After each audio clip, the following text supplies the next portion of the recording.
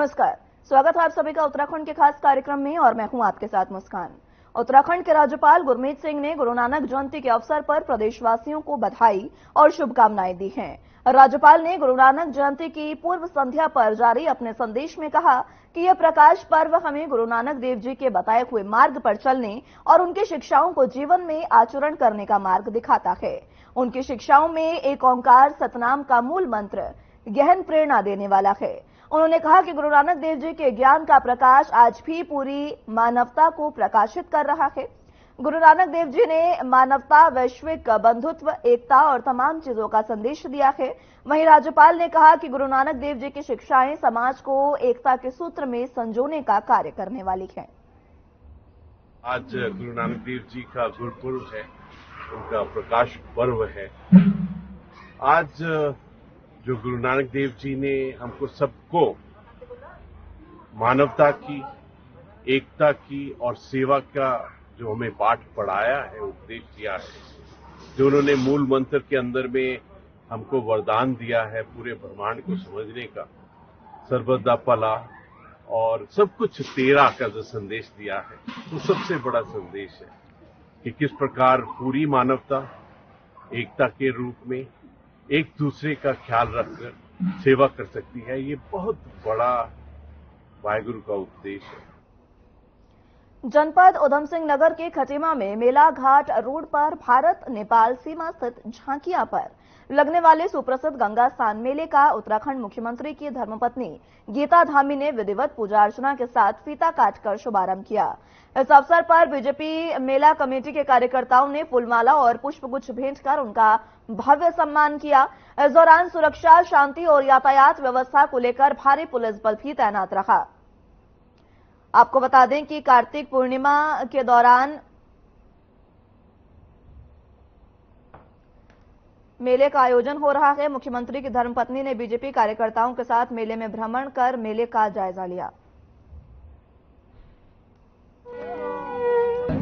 मैं सभी क्षेत्रवासियों को, सभी को बहुत बहुत बधाई और बहुत बहुत शुभकामनाएं देती हूँ, क्योंकि मेला कई वर्षों से चला आ रहा है और हमारा जो सीमांत क्षेत्र खटीमा है, क्योंकि ये सीमा से लगा हुआ क्षेत्र है, नेपाल सीमा और यूपी की सीमा जो है पड़ती है, और वहाँ से भी कई लोग यहाँ पे इस मेले को देखने के लिए पहुँचते हैं। बहुत ही आकर्षण का केंद्र ये मेला रहता है। हर साल की तरह इस साल भी शिव मंदिर में भाखड़ा नदी के पास गंगा स्नान का कार्यक्रम किया गया। इस दौरान शिव मंदिर के पुजारी ने कहा कि हर साल की तरह इस साल भी गंगा पूजन के साथ गंगा स्नान का कार्यक्रम रखा गया। सुबह 4 बजे से ही लोग अपनी मन्नतें मांगते हुए गंगा स्नान के लिए डुबकी लगा रहे हैं। बहुत पहले वर्षों से सनातन बहुत दिनों से चला आ रहा है। भक्तों की यहाँ मन्नतें पूरी होती हैं, पुत्रों की मन्नतें पूरी होती हैं, माई लोगों की, और भी जैसे कोई काम किसी का है, कोई मन्नत का, केस का, मुकदमा का, जमीन का, ऐसे भक्त मांगते हैं आकर, उनका यहाँ मन्नतें पूरा होता है। और ये गंगा पर्व, गंगा स्नान, ये बहुत 20 साल से यहाँ चला आ रहा है। इस वक्त हर साल ये गंगा स्नान यहाँ पर पर्व मनाया जाता है। देहरादून में उपनेता प्रतिपक्ष भुवन कापड़ी ने प्रदेश सरकार पर गंभीर आरोप लगाते हुए कहा कि जिस खनन को लेकर प्रदेश के लाखों लोगों के परिवारों का भरण पोषण होता है, अब उसे निजी हाथों में सौंपा जा रहा है। उन्होंने कहा कि खनन पॉलिसी को इस तरह बनाया गया है कि उत्तराखंड के लोग खुद बाहर हो जाएंगे और बाहर के व्यापारियों को खनन पट्टे आसानी से मिल जाएंगे। उन्होंने रुद्रपुर रेडिएशन होटल के सामने जिंजर होटल और डीएम ऑफिस के मध्य 18 एकड़ सरकारी भूमि पर बरेली के व्यापारी को 99 साल के लीज पर कौड़ियों के भाव देने का भी आरोप लगाया। वहीं उन्होंने कहा कि जिस तरह से मसूरी में जॉर्ज एवरेस्ट की भूमि को पहले ही निजी हाथों में सौंपा गया है, इसी तरीके से देहरादून में तमाम जो जमीनें हैं उनको निजी हाथों में सौंपने का काम किया जा रहा है।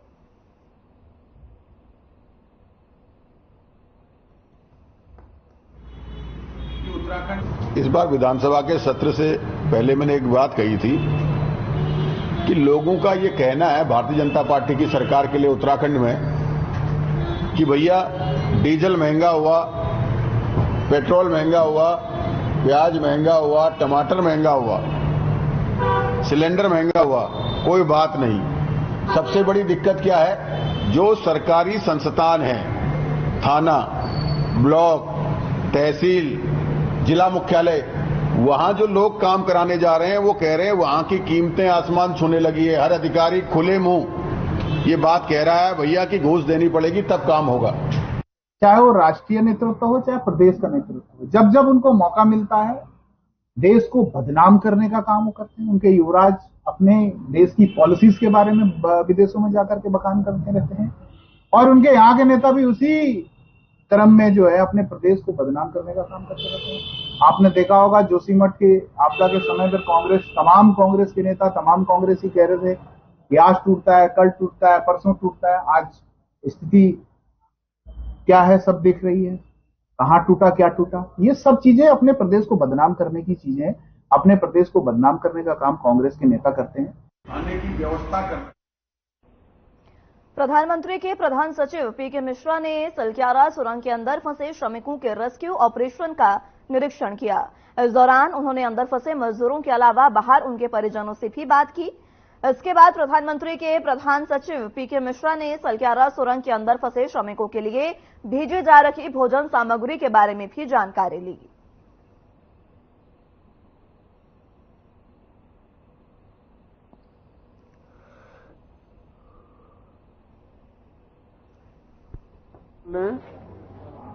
अच्छा, मैं पीके मिश्रा बोल रहा हूँ। हम लोग आए हैं, मैं तो प्राइम मिनिस्टर ऑफिस से और ये होम सेक्रेटरी साहब भी आए हैं, भल्ला साहब। Good afternoon. और आप लोग सब ठीक हैं? मेरा शुभ नाम है पीके मिश्रा और भल्ला साहब भी मेरे साथ हैं, होम सेक्रेटरी साहब। और आप लोगों को खाना सब ठीक मिल रहा है? मिल रहा है और किसी तबीयत का, हेल्थ का कोई प्रॉब्लम नहीं है?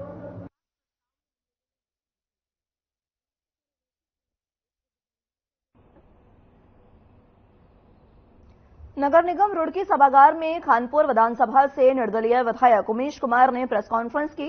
इस दौरान विधायक उमेश कुमार ने भारतीय क्रिकेट टीम के स्टार क्रिकेटर मोहम्मद शमी के रुड़की दौरे को लेकर जानकारी दी है। उन्होंने कहा कि 3 दिसंबर को मोहम्मद शमी हरिद्वार पहुंच रहे हैं, जहां वो क्षेत्र के युवाओं के साथ वर्ल्ड कप 2023 के अपने अनुभव को साझा करेंगे। उमेश कुमार ने बताया कि उनके द्वारा मोहम्मद शमी से हरिद्वार आने की अपील की गई थी, जिसको उन्होंने स्वीकार कर लिया है। इसी के चलते अब मोहम्मद शमी 3 दिसंबर को हरिद्वार पहुंच रहे हैं।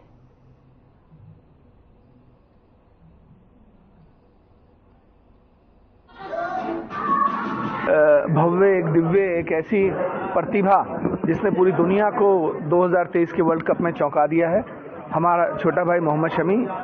मैंने उनसे आग्रह किया था कि आप हरिद्वार जनपद आएं, उत्तराखंड आएं, हमारे युवाओं के साथ अपने वर्ल्ड कप के अनुभव और अपने जीवन के अनुभव साझा करें। उन्होंने मेरा निमंत्रण स्वीकार किया और वो अभी 3 दिसंबर को ऋषिकुल मैदान हरिद्वार आ रहे हैं। 11 बजे का कार्यक्रम है, तो मैं सभी से आग्रह करूंगा कि समय पर आकर मोहम्मद शमी के साथ उनके जीवन के जो अनुभव हैं उनको साझा करें।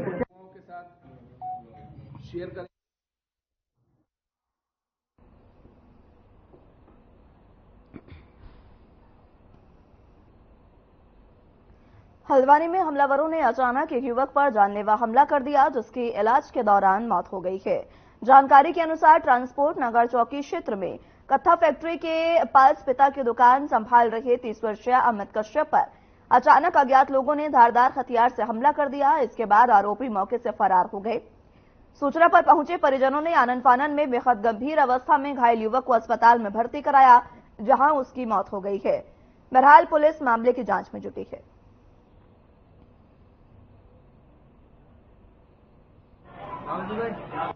अमित कश्यप नाम के व्यक्ति की जो अपने रेडी पे खड़ा होकर सामान बेच रहा था, उस पर एक धारदार हथियार से वार किया गया। मौके पर उनसे परिजन पहुंचे तो उसको एसटीएच हॉस्पिटल ले गए। एसटीएच हॉस्पिटल में इलाज के दौरान उसकी डेथ हो गई है। इसमें पुलिस हर एंगल से जांच कर रही है, सीसीटीवी फुटेज देखे जा रहे हैं और उसकी पुरानी रंजिश अगर किसी से कोई है तो उसका रिकॉर्ड निकाला जा रहा है। और इसमें हमारी टीमों का गठन कर दिया गया। लगातार हमारी सीसीटीवी वाली टीमें और पूछताछ वाली टीमें काम कर रही हैं।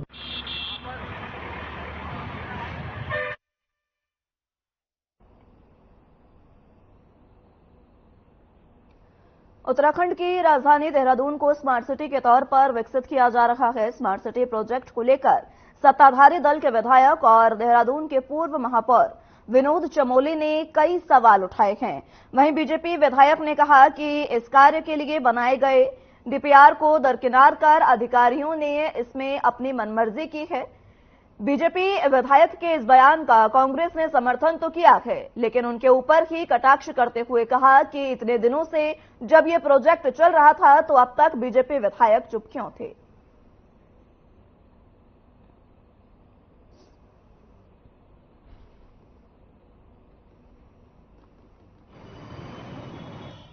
जो ओरिजिनल डीपीआर वो इंप्लीमेंट हुआ ही नहीं, ये मैंने बोला।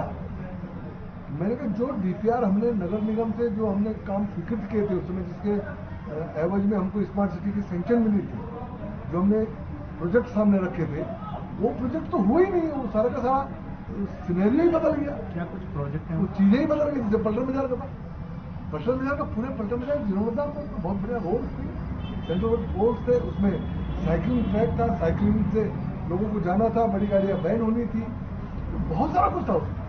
तो मैंने बार बार ये मांग की, मैंने विधानसभा में भी बोला था, उसमें आपने देखा होगा।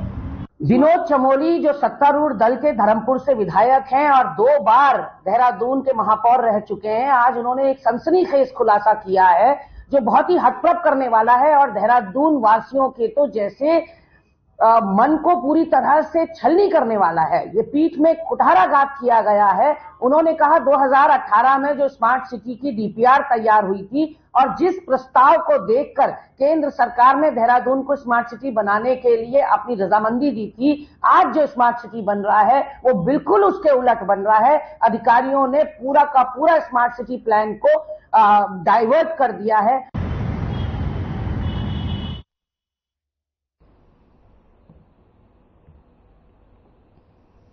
रुड़की सिविल लाइन कोतवाली के प्रभारी आर.के. सकलानी ने कुछ व्यापारियों के साथ मिलकर उन दुकानदारों को फूलमाला पहनाकर सम्मानित किया जिन्होंने अपने दुकानों के बाहर सीसीटीवी कैमरे लगा रखे हैं।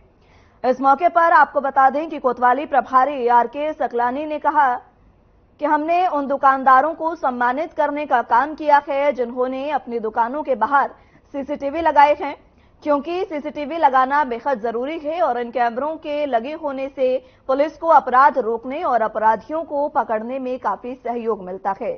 वहीं प्रांतीय औद्योग व्यापार मंडल के अध्यक्ष धीर सिंह ने बताया कि हर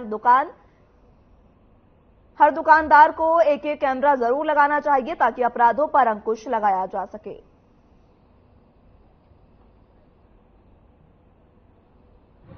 एक पर इससे कोई छुपा नहीं है कि जितनी भी हमारी घटनाएं हैं वो सीसीटीवी कैमरों का उसमें बहुत बड़ा रोल होता है।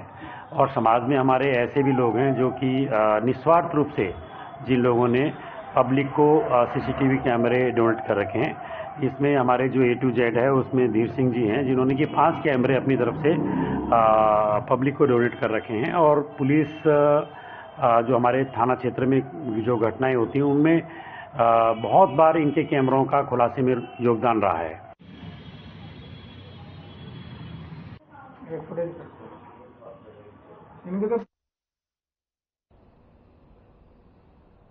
गदरपुर में हर वर्ष की भांति इस वर्ष भी बड़े धूमधाम और हर्षोल्लास के साथ राम पूर्णिमा के उपलक्ष्य में मोहनपुर वासियों ने 5 दिवसीय भगवान श्री राधा कृष्ण रासलीला का शुभारंभ किया है। इस दौरान रंगारंग सांस्कृतिक कार्यक्रम के साथ ही मेले का भी आयोजन किया गया।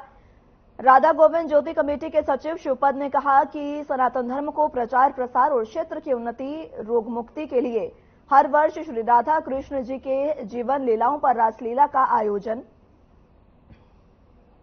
पूरे ग्रामवासियों के द्वारा किया जाता है।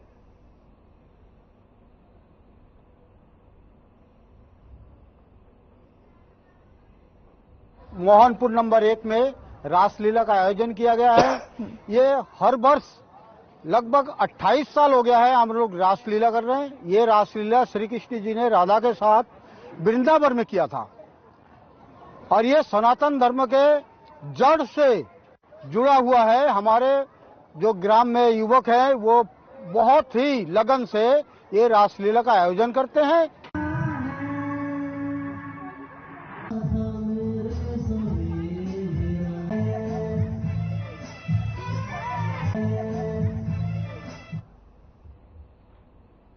उत्तर प्रदेश के गोरखपुर में स्थित नाथ संप्रदाय का गोरक्षनाथ मंदिर विश्व प्रसिद्ध है, लेकिन क्या आप जानते हैं कि एक गोरक्षपीठ उत्तराखंड में भी है। यहां सतयुग से अखंड धुनी अनवरत प्रज्वलित हो रही है। जी हां, नेपाल सीमा से लगे चंपावत जिले के तलादेश क्षेत्र के मंच में स्थापित गुरु गोरखनाथ मंदिर आध्यात्मिक पीठ के रूप में पूरे उत्तर भारत में प्रमुख स्थान रखता है।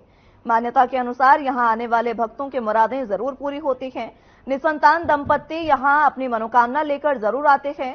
गोरखपंथियों द्वारा स्थापित गुरु गोरखनाथ धाम गौ रक्षक के रूप में भी पूजा जाता है। चंपावत तामली मोटरमार्ग पर जिला मुख्यालय से 40 किलोमीटर दूर ये स्थान ऊंचे पर्वत चोटी पर स्थापित है। यहां पहुंचने के लिए मंच तक वाहन से जाया जा सकता है। उसके बाद 2 किलोमीटर की पैदल यात्रा होती है। मंदिर में पहले मार्ग में अष्टभैरव की स्थापना है, जिन्हें क्षेत्रीय लोग रक्षक के रूप में वर्षों से पूजते आए हैं।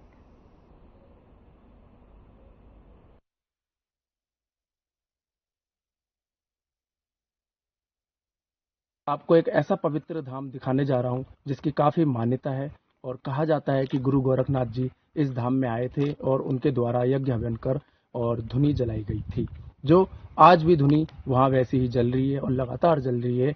और आपको बता दूं, कुछ समय पहले यहाँ पर जो है उत्तराखंड के मुख्यमंत्री पुष्कर सिंह धामी भी यहाँ पर आए थे। उन्होंने यहाँ गुरु गोरख धाम के दर्शन किए थे। काफी संकरा मार्ग है, जैसे आप देख सकते हैं, काफी संकरा मार्ग है ये, और काफी ठंड भी यहाँ पड़ती है, काफी ज्यादा ठंड पड़ती है। मैंने तो जैकेट पहन रखी है। आपको बता दूं कि आप पहुंचेंगे कैसे। आपको क्या करना है, टनकपुर से आपको कोई भी टैक्सी गाड़ी या सरकारी रोडवेज में बैठ के आपको चंपावत मुख्यालय पहुंचना है। चंपावत मुख्यालय से गुरु गोरख धाम की दूरी पड़ती है 35 से 42 किलोमीटर। मंच तामली रोड पड़ता है, यहाँ से आप अपनी गुरु गोरख धाम यात्रा शुरू कर सकते हैं। तो जैसा मैंने आपको बताया कि मैं बहुत ही जल्द वहां तक पहुंचने की कोशिश करूंगा। वहां पहुंचकर आपको वो गुरु गोरख धाम जी के दर्शन कराऊंगा। वहां देखेंगे चल के कि गुरु गोरखनाथ जी किस तरह से वहां विराजमान है और क्या वहां आज भी धुनी लगातार जल रही है।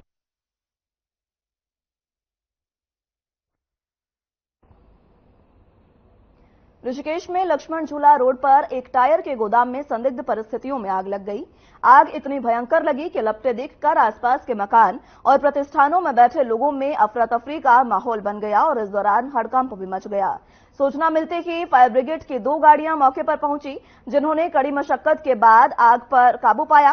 फिलहाल ये नहीं पता चल पाया है कि आग लगने का कारण क्या रहा। वहीं फायर ब्रिगेड के अधिकारी आग लगने के कारण जानने के लिए जांच में जुट गए हैं। आग लगने से कितना नुकसान हुआ है, इसकी जानकारी भी अभी स्पष्ट नहीं हो सकी है। फायर अधिकारी ने बताया है कि रबड़ के बुरादे में संभवतः किसी तरह आग लगी, जिसकी वजह से पूरे गोदाम में आग फैल गई। हालांकि गनीमत ये रही कि आग से किसी प्रकार की जनहानि नहीं हुई है।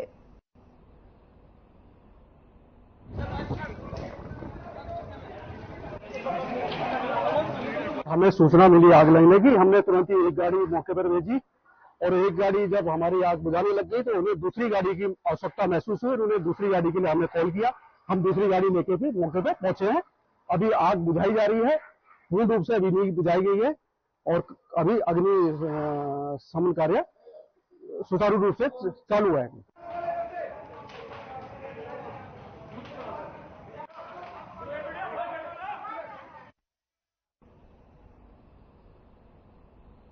मंगलौर स्थित APJ Abdul Kalam high school में तवारिख तेली नामक पुस्तक का विमोचन किया गया। इस मौके पर नगर और आसपास के तमाम सम्मानित लोग शामिल हुए। वहीं पुस्तक के रचयिता बाबू मोहम्मद हनीफ ने कहा कि ये पुस्तक तेली बिरादरी को लेकर लिखी गई है ताकि इस बिरादरी में जागरूकता आ सके और भारत के मुसलमानों में बिरादरीवाद को समाप्त किया जा सके, क्योंकि भारत के मुस्लिम एक ही समाज से ताल्लुक रखते हैं और इस्लाम धर्म में जातिवाद करना गलत है। सभी लोग एक साथ जुट रहेंगे तभी देश की तरक्की हो पाएगी। वहीं कार्यक्रम में पहुंचे तेली बिरादरी के रहनुमा एडवोकेट यूनुस कौसर ने भी किताब के लेखक को मुबारकबाद देते हुए कहा कि इस किताब के माध्यम से देश के तेली बिरादरी के लोगों में जागरूकता आएगी।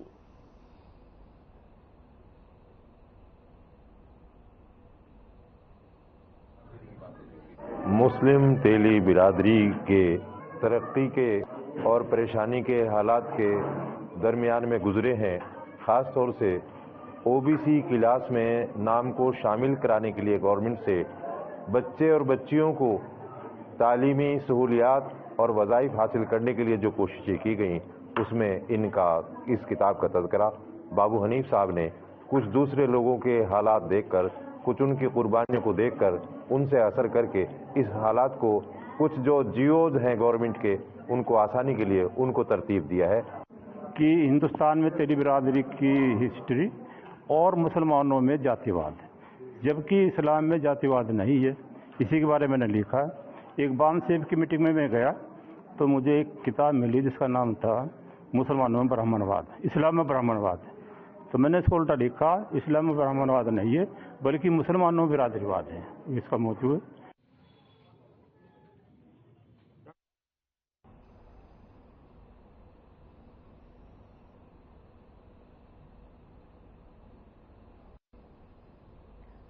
रुद्रपुर में सिख धर्म के प्रथम गुरु श्री गुरु नानक देव महाराज जी के गुरु पर्व पर शहर में आयोजित नगर कीर्तन का युवाओं ने स्वागत किया।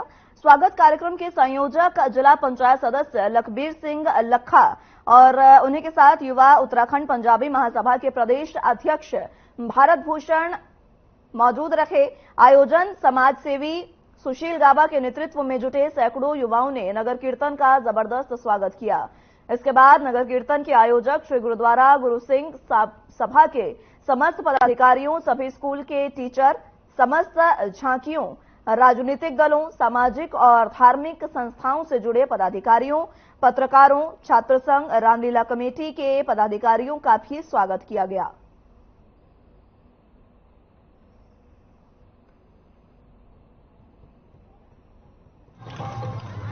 सदगुरु श्री धन सदगुरु श्री गुरु नानक देव जी का जन्मदिन है, जिन्होंने समाज को एक नई दिशा देने का काम किया कि समाज में कैसे पिछड़े और कैसे लोग जिनको कुछ खाने को नहीं मिलता, लंगर प्रथा हमारे धन सदगुरु श्री गुरु नानक देव जी ने शुरू की और उन्होंने एक सबको मार्गदर्शन दिया कि जो हमारी नेक कमाई है उसमें कम से कम 10% हिस्सा हम सामाजिक कार्यों में लोगों की जरूरत के लिए पूरा करें। हमारे गुरु नानक देव जी का जन्म उत्सव है, प्रकाश उत्सव है, उसे बड़े धूमधाम से मनाया जा रहा है। ये शहर हमारा कौमी गुलदस्ता है।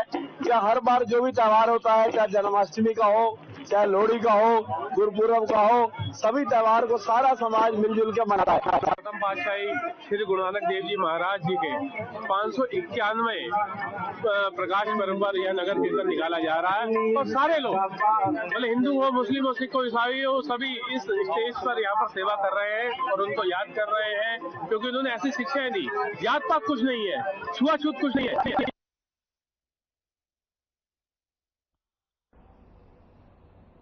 फिलहाल के लिए मेरे साथ इस बुलेटिन में बस इतना ही। नमस्कार।